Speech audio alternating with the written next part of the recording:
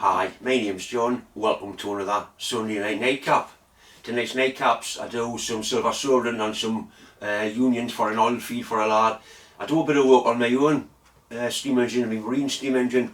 I've been running it at rallies for quite extended periods, and I improve the oil feed system to part of the engine. On about rallies, I was at Masham on Massam Steam Rally last weekend, and it absolutely pissed down all weekend.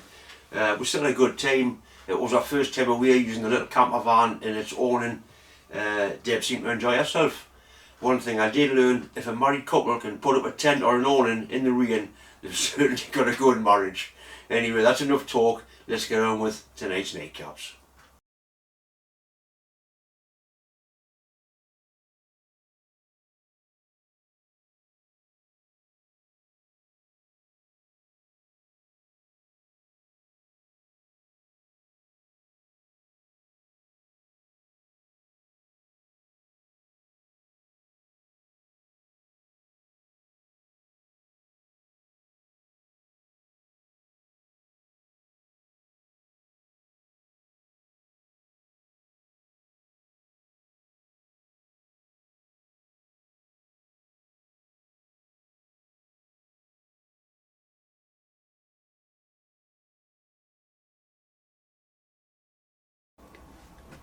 I've got a little silver soldering job to do here. It's a motorbike oil feed pipe. That's a steel union, that's a steel pipe. I'm going to put a little bit of the silver solder flux paste onto the pipe. That's just easy flow. Powder solder mixed with a little bit of water. That goes into there. Not quite up to the end, about there. A little bit of heat into silver solder should pull into there quite nicely.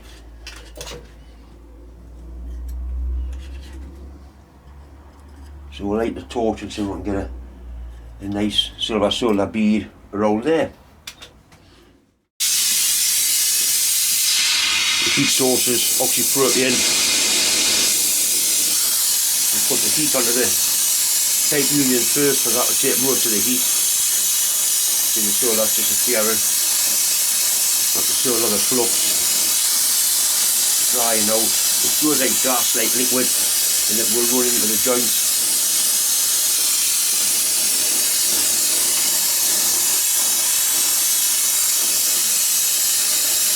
We'll get the silver solar into the flux as well to get some flux on there.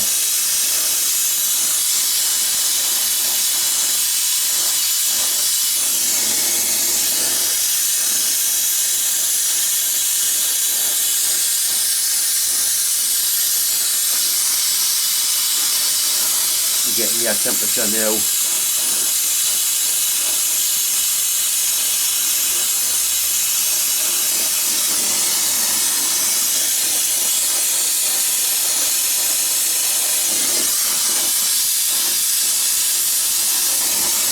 Right, so we're a nice silver ring all the way around there.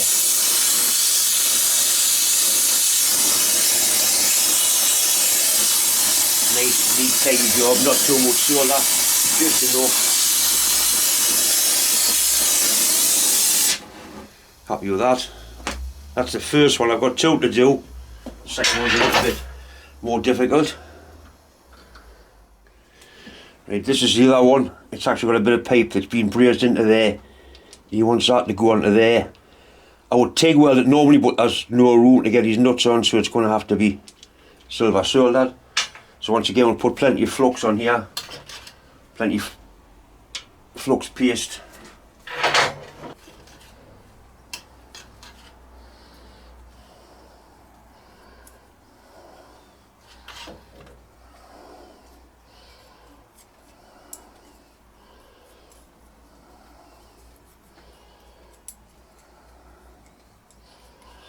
Right.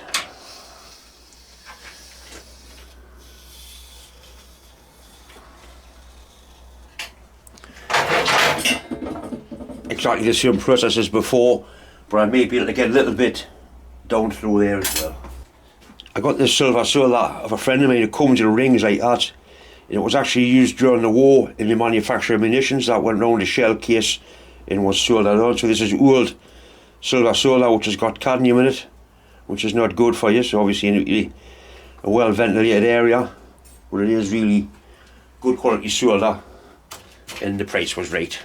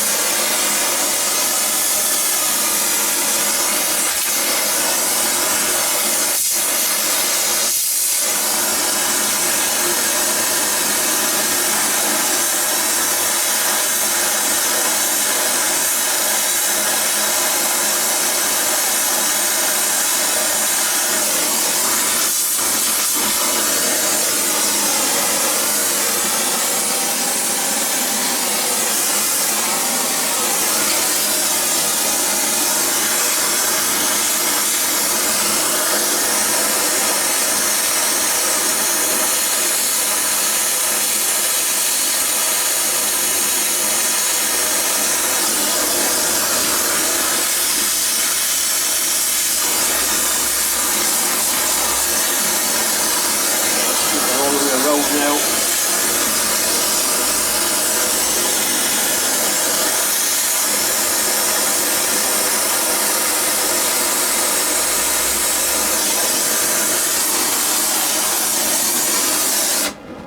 really we'll settle for that.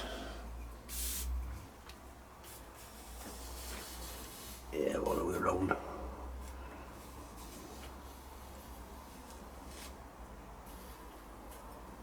Definitely all the way around a nice fillet silver solder, and it's actually drawn up inside the pipe. It's caught there, so I'm pretty confident you're not going to give any problems.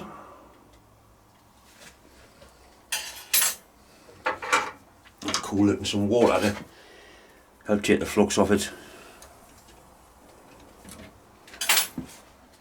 Right, that's them both soldered. The solder's ran right in. It's definitely going to be a good joint, that. Same with that one. Soldered all the way around.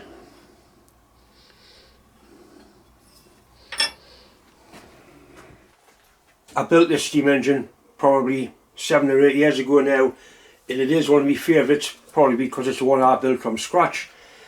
I've been taking this engine to steam rallies for the last 2 or 3 weekends, and I've been running it off my friend Phil's Roby steamroller, using his boiler to supply this with steam.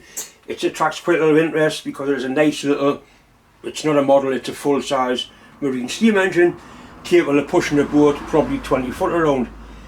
It's run for quite a long time, and I've got to address some problems I've got with the lubrication system.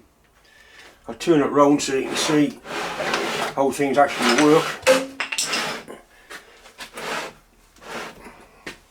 On the crankshaft here we've got the main bearings, and you've got what they call wick oil feeders in, the oil boxes with wicks in, and that pulls oil into the main bearings. That's not a problem. The centric straps have got oilers in, your little squirt oil, and that'll run forever. All these parts have got little oilers on, little oil holes, a little bit of oil. The big end, I'll take that pipe off. The big end, which is that bit there, is supplied by oil from the crosshead. That connecting rod's hollow. Oil comes in the back here of the crosshead, runs across the top of there, lubricates that pin in there, runs down there and lubricates the big end. The supply of oil for the crosshead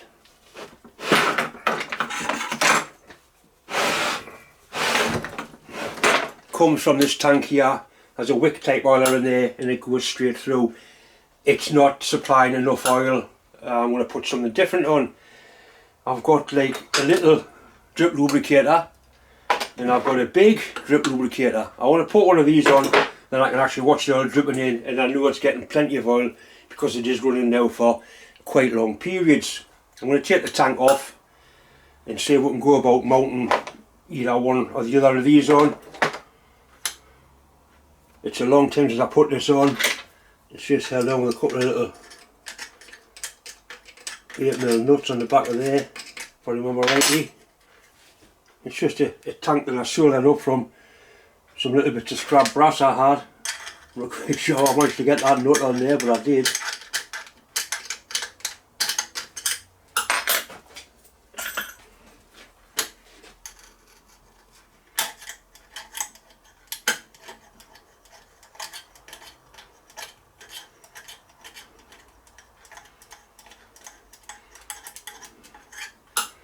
Right, and I think that pipe was just a push fit into there. I think it's soldered into the oil tank and just a push fit into there. I can't honestly remember. It looks like it's been flared into the end of there.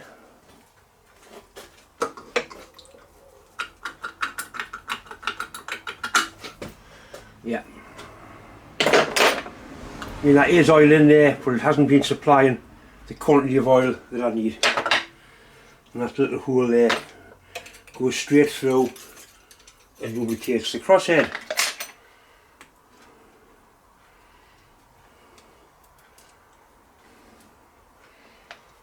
The studs will need shortening off, no good like that. I think that one's just too big, but that one there should do the job quite nicely. This valve here is a cylinder drain valve that lets the water out the bottom of the cylinder when the steam engine's cooled. So I may put it to one side, I'm not quite sure yet, I haven't decided. Or just possibly an elbow from there into the bottom of there would see it done and I can still get access to that. See what thread this is. Right, the thread on there is 1/4 BSP parallel thread. These are modern day copies, that's plastic and that's actually plated steel and not the real thing. I had them on one of my stationary engines and I took them off because I found 2 original ones at a car boot sale. So the end of this one here has been modified, like most things I've got. A little seal there, I don't want to lose that.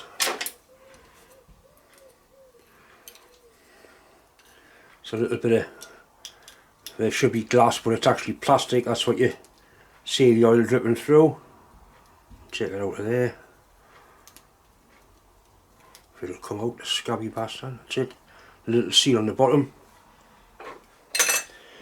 Right, so I made this by silver soldering that adapter onto there. Now a 1/4 BSP fitting looks ugly, but an 1/8 BSP fitting should look quite nice, or it'll look better anyway. So I think I'll put this in the lathe, machine it down, put an 1/8 BSP thread on to screw into there. And then we'll drill out the back plate of the engine to take the 1/8 BSP.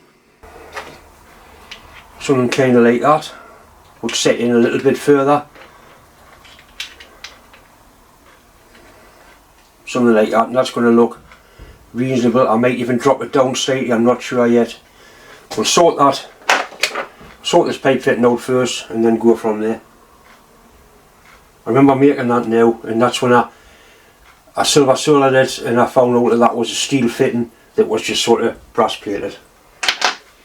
Where that one there is a real I am. I've got two of these, and I wanted to go into a big stationary engine somewhere.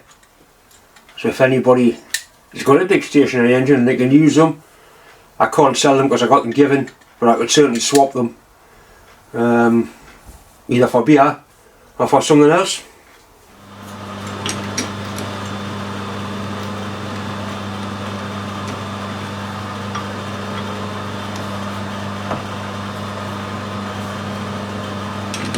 I think I'll grip it on the hex there because it is going to have a thread screwed onto it. And fairly true.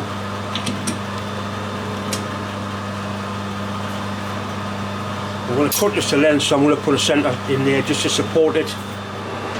It's wobbling about a little bit, but it'll not really matter. I'm sure the oil will still find its way through. But I'm just going to cut it off with a hacksaw to be easier than as well snappy bastard parting blade. Mustn't forget to protect the bed somehow or another. Doesn't matter how you do it, just protect it.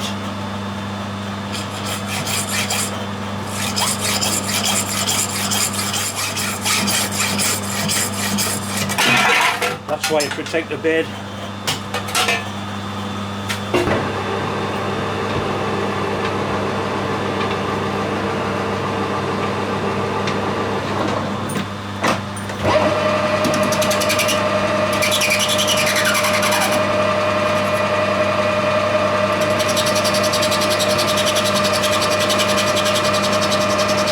10mm is actually the size for 8VSP.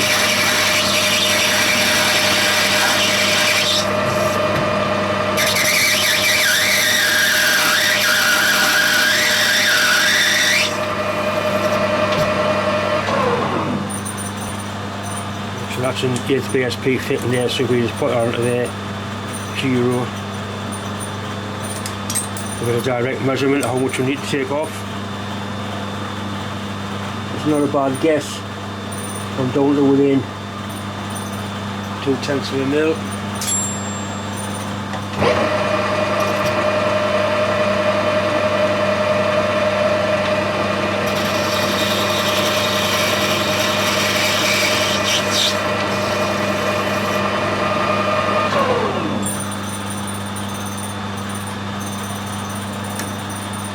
Dead on size. Put a little lead on there just for the die to start on quite nicely.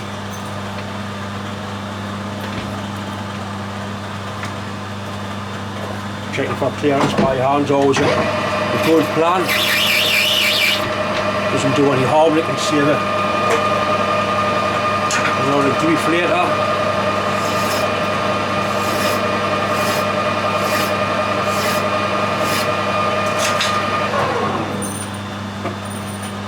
That's the 8VSP die, which will go on there quite nicely.